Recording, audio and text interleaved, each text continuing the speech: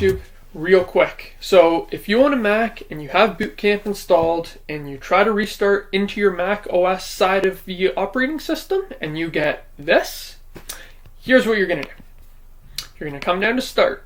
You're going to click the Setting gear and then come down to Update and Security, click For Developers, and then click Developer Mode. If that doesn't work, you're going to exit out of there. You're going to enter Control Panel, and then you're going to go to Internet Options. From here, we're going to go to Advanced, scroll down to Security, and click Allow Software to Run or Install even if the signature is invalid. Once this is done, you're going to go into the Apple Software Updater utility, run it again, and you'll be able to restart into Mac. It's that simple.